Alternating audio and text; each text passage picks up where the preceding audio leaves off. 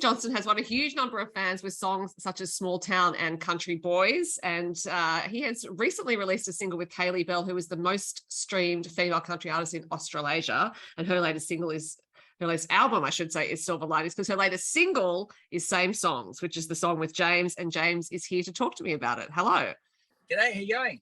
I'm very well, thank you. And I'm so interested to talk to you about how Same Songs came together, because it was not a typical kind of process of assembling a song. You go off into a darkened room and write a song and all that sort of stuff. It actually came about on TikTok, as far as I could tell, or possibly other social media, but I've only seen your TikTok videos about it. Yeah. So you started writing it, and then you asked your fans for input, and then you were looking at the comments that were coming in, and that helped inform the way you were writing the song. So what gave you the idea to actually start writing that way? I completely did it on a whim. I had the idea for the chorus of the song. I had the chorus written out, and then I decided that I wanted to really get fans involved. And I actually ended up just ranking the comments, and the ones that were the most popular ones, I ended up including those songs in the song. So if you actually go back and look, I think Chicken Fried and Wagon Wheel were the two most popular songs that people wanted in the song, and they both had the most likes or whatever. So the song starts off with Chicken Wagon Wheel and Chicken Fried. That's the first two words of the song. I was like, I'll kick it off that way. And but it was great. It was great. It was such an interesting way. Like, I've been lucky. I've got such a great following and a really engaged audience on social media, and to get everybody involved in that way was just really cool. And it was something I've never done before. And then I kind of continued that on, and I said, all right, I think this should be a duet. Who should I do the duet with? And Kaylee Bell was really having a moment. She'd just been on The Voice. Keith, her song is blowing up, just going gangbusters. And overwhelmingly, they came back and said they want Kaylee Bell should be on it. And it just worked an absolute treat. And she was in Nashville at the time. I was in Australia, and we kind of made it work from different sides of the planet. And I also looked at how you got Kaylee involved, because you asked your users to suggest someone, and then you actually asked them to help get her attention by tagging her in posts like that. So I'm presuming that she didn't know before that point, before she got all these tags and these notifications on her phone saying, do you want to be in this song? Well, apparently she woke up to like hundreds and hundreds of them. And it really, I think we got a couple of thousand people tagging Kaylee, and she woke up in Nashville with her phone just blowing up with people tagging her in this video. So if anything, she would have had to have, pay attention, right? And it was kind of cool. It was just such a unique and different way of doing it. And it was a lot of fun.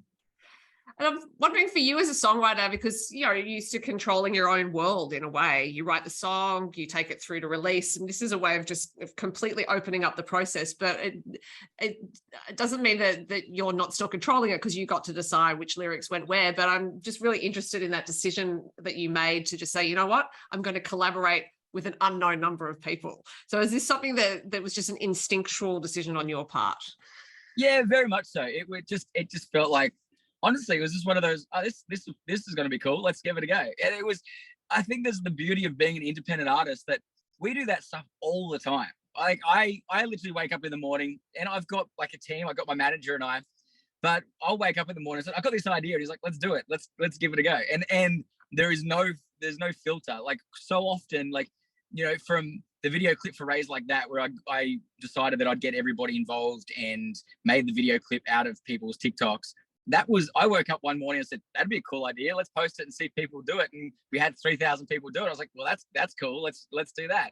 And I think a lot of my career is, there's definitely strategy in this plan, and we work really hard behind the scenes, but we're not afraid just to try stuff. We'll throw it at the wall. If it doesn't work, and we do try stuff often on social media, and it doesn't work, I'm like, all right, move on to the next thing. And then this thing, writing a song, it was great, and it was so different, and it was just genuinely really enjoyable. And now, everybody that kind of got involved has a little piece of ownership over that song. Yeah, and when they see you perform, they can sing back a lyric that perhaps they suggested, which is really nice. Absolutely, it's really cool. So you do spend quite a bit of energy on TikTok in particular, and you're posting quite regularly. Is it something that you see as just now an inevitable part of being an artist? And because I think you found a way to make it work for you as an artist, not just in writing songs, but also continuing to share songs once they're released. So is it something that required a big adjustment for you to think, oh, social media, or you're just like, again, let's just try it, let's see what happens? It was 100% the latter. It was just like, let's give this a go. And it's been, honestly, social media has been the backbone of my career. And it's funny, it's really allowed me to kind of break out of the normal channels that you'd have to go through in order to have a career. You know, I've been doing this, you know, been a musician my whole life, but I've only launched a bit over a year ago, right? And I think there is definitely quite often in country music, there are these clear pathways. All right, you've got to do this, and then you kind of get accepted to the next category. Now you can go and do this. And I kind of just feel like, I was like, I'm gonna kind of skip that route a little bit. You know what I mean? I'm gonna do it my own way. And we got a lot of resistance to that at the start, you know, myself and my team and that we were doing things differently. But at the end of the day, I think I've been lucky because I've brought a whole different fan base to country music. You know, when I go and play a gig, you know, we'll have so many people there that haven't listened to country music previously, that are young. Like a lot of my fan base, like a lot of kids. And I think that's awesome because it's just creating this whole new generation that's coming to country music. And that's off the back of TikTok. It really is. And it's a lot of people going, I didn't know that, I didn't like country. I hear it all the time at my gigs. I didn't really like country, but then I kind of came across you, and now I'm like, I love country. And now I'm listening to Morgan Wallen, and now I'm listening to all these other artists and all this sort of stuff. And I think that's kind of cool. So, James, it basically means that you have become the gateway drug to country music for a whole lot of people. I can call it what it is. I don't know what it is, but I'm all for it. I'm a big believer that we got to, like, you know, excite the new generation about country music, because at the end of the day, you know, it's the cliche, but that's the future. You know, we got to have kids loving country songs and growing up singing them. It's important. Yeah. So the logistics of this particular song, I'm interested in as well. So once Kaylee was on board, I understand she wrote a verse in the song. Mm-hmm. Yeah, so she did. So she did the same process. She took that mantle and she ran with it. She put on her TikTok and got her fans to engage writing the verse for her. So it was across platforms that we both of us really engaged with our fan base, and it was cool. I'm still very proud that we have a song, and that, you know, her fans are involved, my fans are involved, and we all kind of came together. Yeah.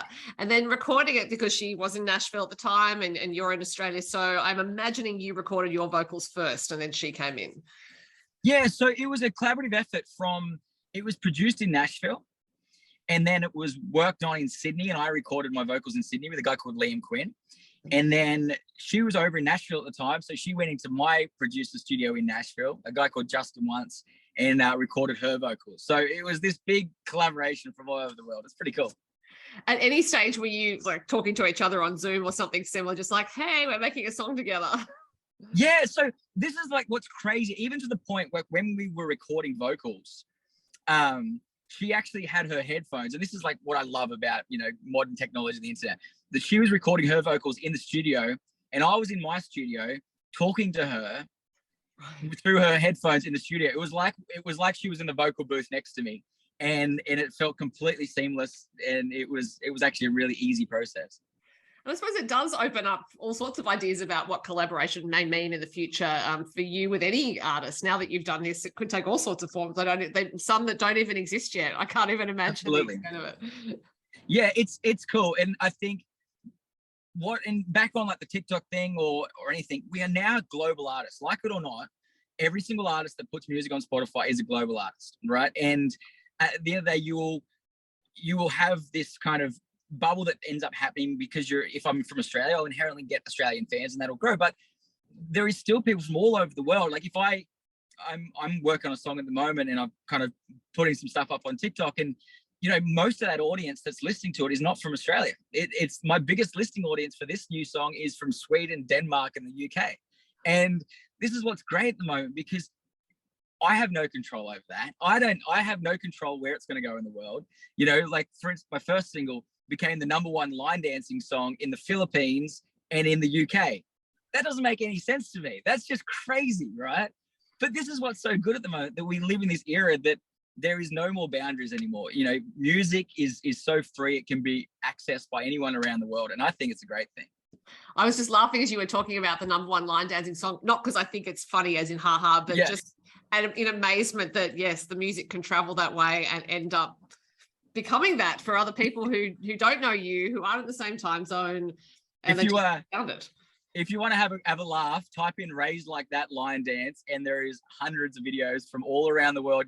Trust me, check it out, and you'll get a laugh, because it literally it throughout the line dance community, it kind of went viral, and I had no say over it. I had no control over it. Certainly wasn't planned, but it was.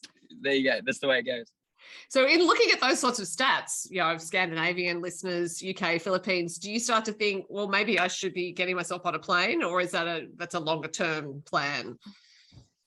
I'm all for it. That's the beauty back on the independent artist. All right. If the song goes really well in Denmark and all of a sudden I've got a lot of fans, let's jump on a plane, go put a show on in Denmark. Why not?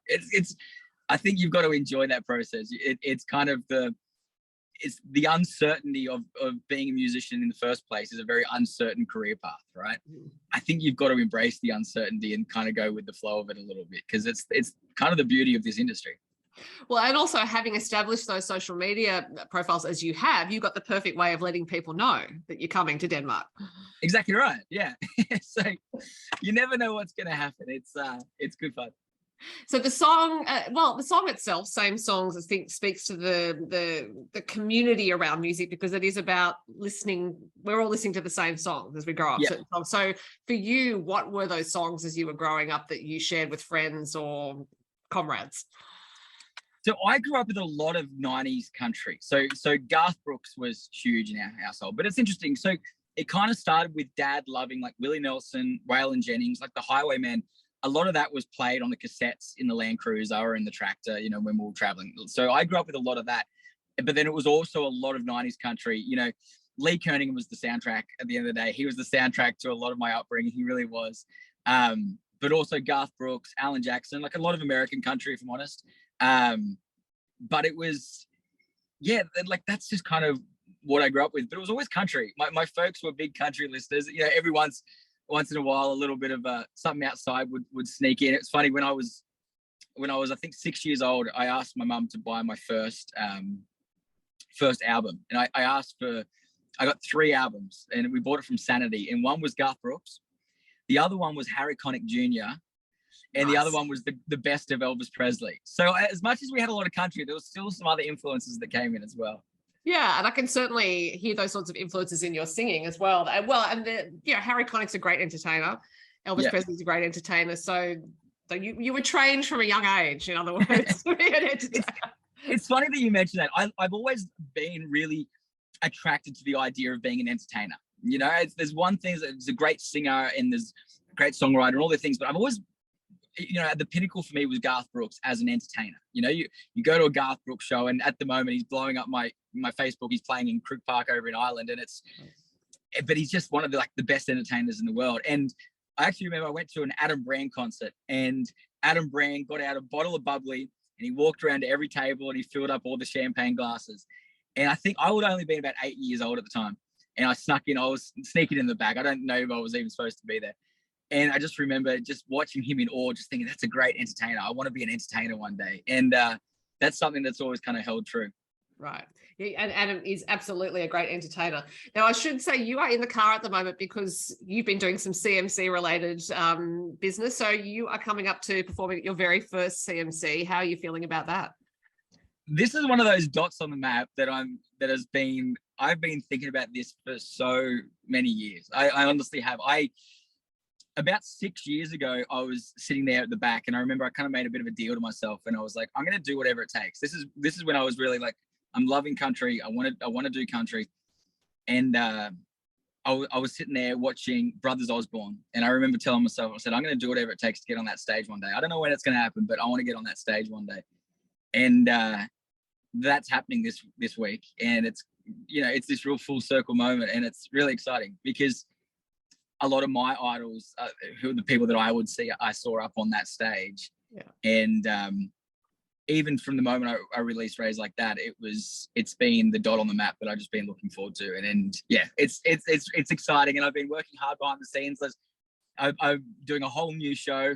We're doing things that have never kind of been done before. I think we've got a 9-piece band in the end. They're doing all sorts of stuff that's not normally seen at a country gig. And I've spent the last probably at least a good 3 or 4 days a week for the last 2 months working on this show. So I'm really excited to like finally put it out there. That's fantastic. And yeah, having seen you perform with just you and a guitar, you're an entertainer doing that, and I imagine you are to the manner born when it comes to being on a festival stage as well. Is it the same sort of gearing up for you when you know you're going on stage? You feel like, I'm here to perform. I want to communicate with the crowd. I guess what I'm trying to get at is, in an energy way, do you feel the same regardless of which stage you're performing on? I think so. There's definitely like, at a stage like CMC, there's a little bit more, anticipation, a few nerves and all that sort of stuff. But for me, I always want to like connect. That's what I'm always aiming to do. And connection can be done in multiple ways. And sometimes with an acoustic guitar, it's about drawing people into a great story that's told through the lyric. At a gig like CMC, for me, it's more about the idea of togetherness. It's singing together. It's being part of a bigger community, and I want to celebrate that. So the style of show that I would do at a singer-songwriter showcase, as opposed to my big show on a big CMC stage, is a different show. But at the core of it, it's all about connection. That's what I want to achieve. Right. So the rest of the year, I'm sure, holds some other things for you. What's coming up? Because we are in September now. So what's happening for the rest of the year? Yeah, so there's lots of shows coming up, which is exciting. So I'm playing, heading up to Cairns after that, opening up for Brad Paisley at Savannah in the Round in Cairns, which is another cool one. Another one of my idols that I grew up listening to. And then I'm in Rockhampton on the weekend after that. I'm flying to Sydney the weekend after that, and there's just shows back to back. It's been busy, and it's exciting. I love being out on the road. And Tamworth, of course, seems like it's a fair way away, but by this stage of the year, before everyone's booking their shows, so are you looking ahead to Tamworth? I don't know what's happening. I don't know if I'm going to be at Tamworth or not. There's still a bit of question mark around it. So I'm hoping to be, but there might be a chance that I may not even be in the country at that stage. So we're still trying to juggle. Yeah. That people should catch you this year while you're playing. I imagine you're going to play same songs at your shows, even though Kaylee won't be with you. So you can handle both parts, surely. Oh, don't assume that. Kaylee, we might be a bit of a special surprise coming up for CMC Rocks. That's all I'm going to say. Okay. Well, I'll probably post this after CMC Rocks, but or if it's posted beforehand, then people can still have the surprise. But it also sounds like people should catch you while you're in Australia, because if you happen to be overseas when Tamworth's on next year, they're not going to see you there. So they should get out to your shows. Exactly right. Come out to one of my shows. They're it's always a good time. We're always up for a good party. So come and have some fun. And I would also imagine there are new songs on the horizon because you're constantly creating. And so I won't pin you to a time, but I'll just say I'm sure there are new songs coming. There is lots of new songs coming. It's a train that doesn't slow down. There's always something new coming. Don't worry. And the good part is you'll probably put some hints on your social media ahead of time. Very much so. Don't worry about that. Well, James, thank you for Same Songs, which is a great song to go into spring and summer with, and good luck with all your shows. Speak to you soon. Thanks for having me on. Bye.